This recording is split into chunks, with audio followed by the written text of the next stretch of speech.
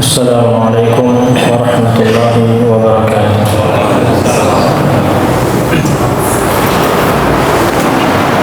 Innal hamdalillah nahmaduhu wa nasta'inuhu wa nastaghfiruh wa na'udzu billahi min shururi anfusina wa min sayyiati a'malina.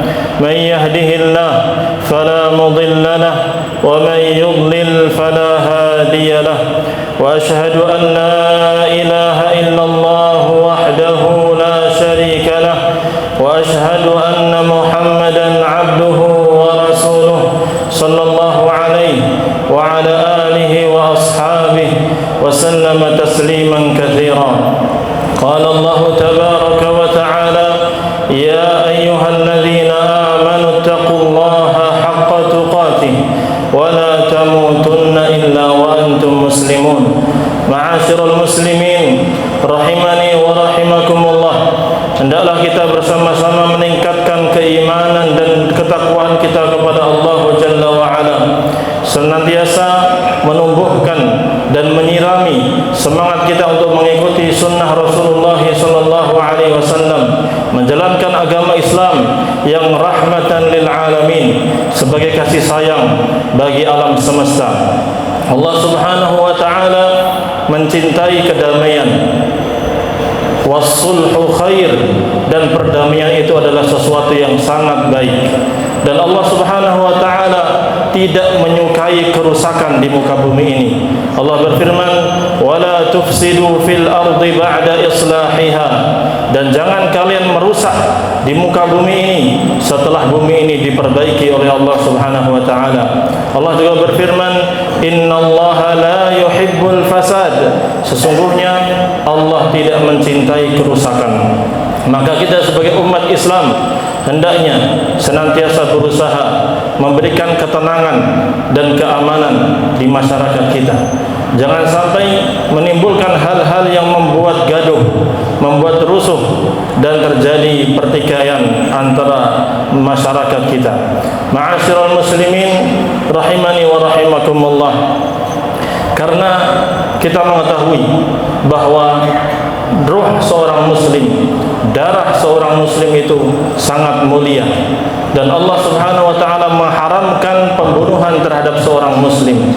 Rasulullah sallallahu alaihi wasallam bersabda, "Kullul muslimi 'alal muslim haramun damuhu wa maluhu wa 'irduhu." Setiap muslim atas muslim yang lainnya haram untuk menumpahkan darahnya, haram mengambil hartanya dengan cara yang tidak benar, dan haram menginjak-injak kehormatannya.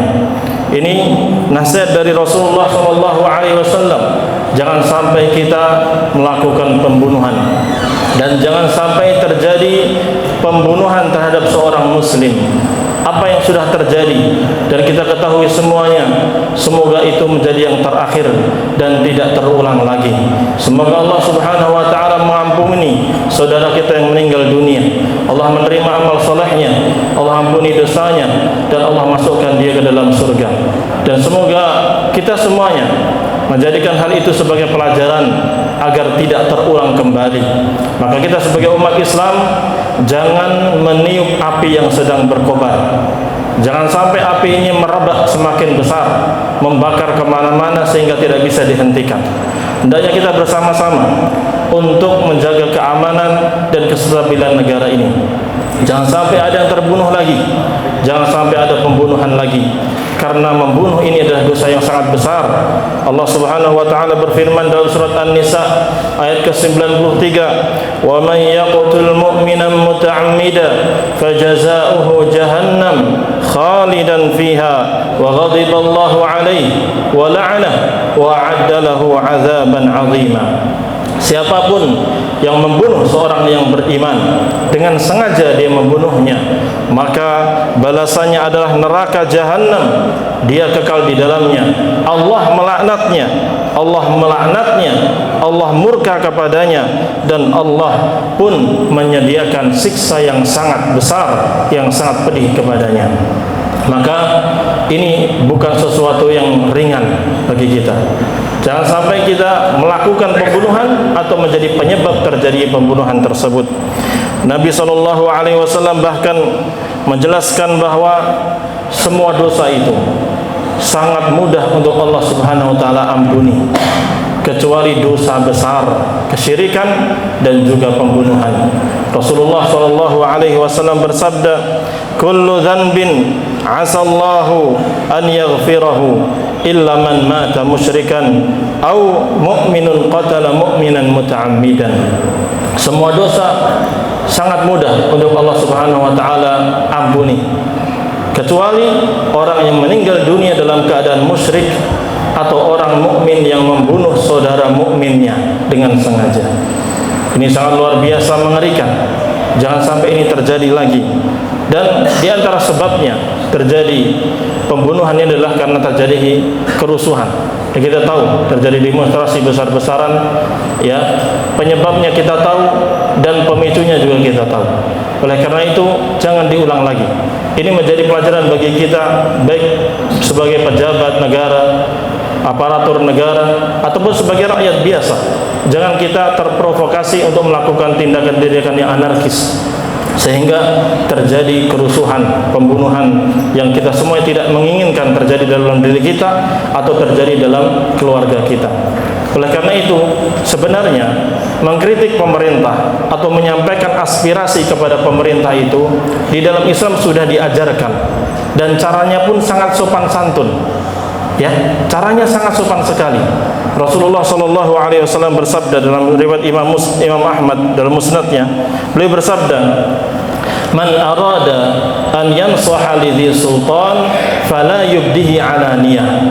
Siapapun yang ingin menasihati pemerintah, ingin mengkritik pemerintah, maka jangan dikritik secara terang-terangan. Jangan di hadapan banyak masyarakat sehingga masyarakat emosi, tersulut emosinya. Tapi bagaimana? Walakin ya'khudhu biyadihi fayakhlu bihi. Tapi caranya gimana? Rasulullah SAW memberikan cara yang bagus. Datangi beliau, pemerintahnya mana? Anda mau protes ke DPR, datangi DPR. Anda punya kenalan, datang ke sana. Bukan datangi di depan gerbangnya teriak-teriak, tidak. Maksudnya datangi, ketemu ke rumahnya, sowan dengan sopan santun, bawa proposal, ngobrol. Bahkan Rasulullah SAW mengatakan tidak hanya datang langsung, tapi wa yakhlu bihi. Hendaknya sepi aja, nggak usah rame-rame. Anda bisa berdua, bertiga, ya, sesuai dengan kemampuannya, nggak usah rame-rame. Karena niatnya mau menasihati, bukan mau mengolok-olok pemerintah di hadapan banyak orang. Nah, ini Islam mengajarkan yang sangat luar biasa ini sejak dahulu, ya. Fa in qabila minhu fadza. Kalau ternyata aspirasi kita, nasihat kita, kritikan kita diterima sama pemerintah, ya alhamdulillah. Memang itu tujuannya. Tujuan kita mengkritik pemerintah agar apa? Bisa merubah sikap mereka. Kalau memang itu keliru. Tapi kan mereka juga paham kondisi mereka. Mereka ada argumen juga, sehingga di situ akan terjadi diskusi yang dengan kepala dingin tentunya. Ya, namanya nasihati. Anda ketika mau menasihati ayah Anda, kan nggak mungkin Anda teriak-teriak sampai kedengaran tetangga. Ketika kita mau menasihati manajer di perusahaan kita, nggak mungkin Anda teriak-teriak. Yang ada Anda akan dipecat. Makanya Islam mengajari akhlak yang bagus ketika mau menasihati pemerintah. Dan ini jarang diketahui masyarakat. Taunya rame-rame. Ini Islam dari dulu sudah mengajari cara yang bagus, Pak. Datangi dengan sopan santun, ketok pintunya, assalamualaikum, ya, nasihati dengan baik. Kalau menerima, alhamdulillah, sudah kita sesuai dengan yang kita inginkan. Wa illa, tapi kalau nggak menerima gimana, Ustaz? Wa illa qad kana qad adda alladhi alaihi. Rasulullah SAW mengatakan, kalau nggak terima juga nasihatnya, dinasihati, suruh ngurangi, nggak dikurangi juga, suruh nambah, nggak ditambah juga. Jadi nggak sesuai dengan yang kita inginkan, bagaimana? Ya sudah, kita sudah menyampaikan kewajiban nasihat, ya kan?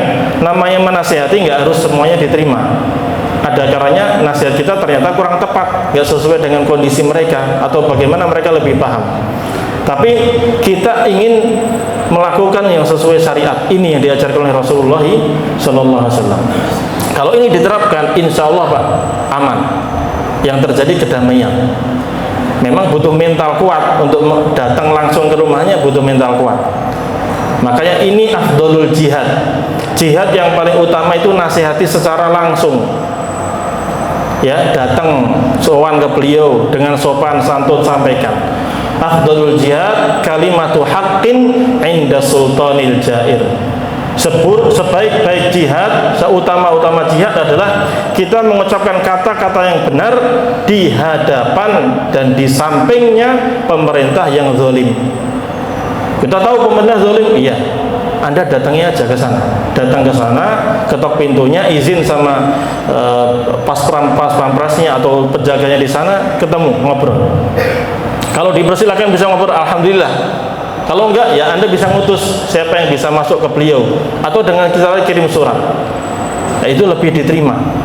Dan secara logika kita pun, kalau kita sebagai beliau, kita akan lebih terima orang yang sopan sama kita. Anda sopan, kami segan. Tapi Anda tidak sopan, ya kami nggak mungkin menghargai. Kan gitu ya. Itu sudah logika yang sangat bagus. Dan Islam mengajarkan itu. Bagaimana kita menyampaikan aspirasi, kritikan kepada pemerintah itu dengan cara yang baik, sehingga tidak terjadi anarkisme, tidak jadi kekacauan. Maka ini Islam sebagai rahmat lil alamin, kasih sayang bagi Allah semesta, di antara ngajari ini, Pak, biar masyarakat itu damai, tentam, adem ayem, ya. Kemudian kalau kita menghadapi pemerintah yang zalim, apakah ada bimbingan dari Rasulullah SAW? Ada. Dari dulu Rasulullah SAW sudah menyatakan bahwa nanti di akhir zaman itu ada a'immah, pemimpin-pemimpin di berbagai negara, la yahtaduna bihudaya, mereka enggak ngambil petunjuk dari petunjuk aku, petunjuk Rasul, wala yastannuna bisunnati, enggak juga ngambil sunnahku, ajaranku enggak diambil sama mereka. Mereka punya peraturan sendiri, mereka buat-buat. Bahkan wasayaqumu fihim rijalun qulubuhum qulubus syayatin fi juthmani insin.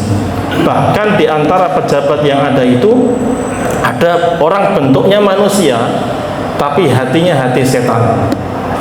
Artinya apa? Kalau hati setan itu nggak ada kasih sayang, nggak ada hati nurani. Mereka inginnya menindas. Rasulullah sudah memberitahu akan ada nanti di akhir zaman pemerintah yang seperti ini sifatnya. Dan insya Allah pemerintah kita nggak sampai ke level yang separah ini. Tapi seandainya ada yang separah ini, bagaimana sikapnya? Maka Hudzaifah mengatakan, ya Rasulullah, kaifa asna'u? Lalu saya berbuat seperti apa? Saya bersikapnya bagaimana kalau lihat pemerintah yang seperti itu, ya Rasulullah? Rasulullah mengatakan, tasma'u wa tuti'u lil amir. Tetap engkau mendengar dan taat kepada pemerintahmu. Dengarkan, taati. Sabar. Wa in daraba dhahraka wa akhadha malaka. Bahkan seandainya pun pemerintah itu selalu memukul punggungmu dan mengambil hartamu secara tidak benar, walaupun zalim sudah. Karena dengan kita sabar terhadap pemerintah yang ada, ini lebih kondusif daripada kita melakukan pemberontakan yang terjadi nanti tidak ada keamanan. Cukuplah pelajaran bagi kita negara-negara yang melakukan kudeta. Mereka akhirnya hancur, lebur. Pemerintah nggak ada, yang ada adalah musuh-musuh negara itu masuk ke dalam, ikut memporak-porandakan negara tersebut. Kasihan pemerintah kita, jadi kasihan, aparatur negara, tentara, polisinya juga kasihan, kitanya juga kasihan, nggak bakal aman karena pemerintahnya nggak ada. Jadi adanya pemerintah itu lebih mending daripada kalau nggak ada.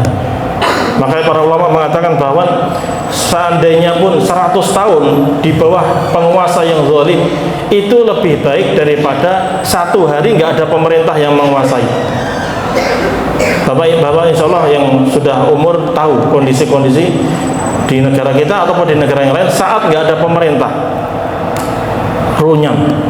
Yang terjadi semua akhirnya menghakimi sendiri, nggak ada yang memegang kekuasaan.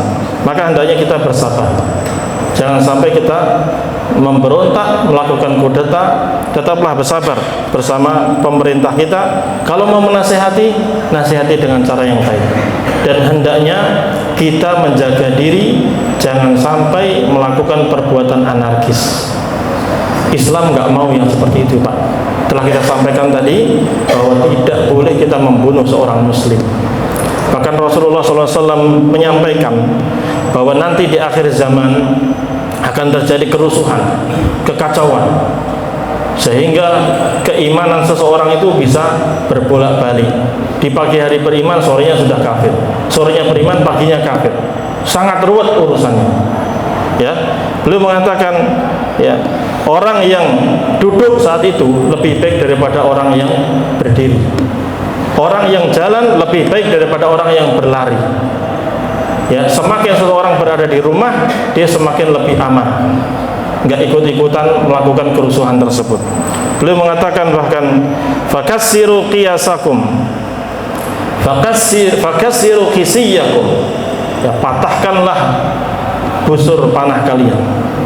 Ya, waqaddi'u autarakum, putuskanlah tali panah kalian. Wadribu suyufakum bil hijarah, pukulkanlah pedang kalian ke batu. Maksudnya apa? Senjatanya tutup, jangan ditodongkan, jangan digunakan senjatanya, bahaya. Kalau kondisi sedang rusuh, main senjata yang adalah emosi, setan masuk kemudian melakukan pembunuhan. Jangan. Rasulullah SAW mengatakan jangan lakukan itu. Walzamu buyutakum, dan hendaknya kalian tetap berada di rumah-rumah kalian. Jangan sampai kalian melakukan pembunuhan. Bahkan beliau di akhirnya mengatakan, seandainya ada orang yang menyerang Anda, maka hendaknya engkau jadi orang yang terbunuh dan jangan sampai membunuh. Ya, ini kondisi-kondisi yang kita tidak ingin terjadi lagi di masyarakat kita, sehingga harapannya kita akan mendapatkan keamanan kembali. Kita tidak mau kerusuhan ini semakin merebak di mana-mana. Hendaknya kita bersama pemerintah, baik pemerintah juga harus bersikap adil, mengayomi masyarakat. Kita masyarakat juga harus mengademkan suasana di antara kita. Ya, kita masih ingin bekerja seperti biasa, sekolah seperti biasa.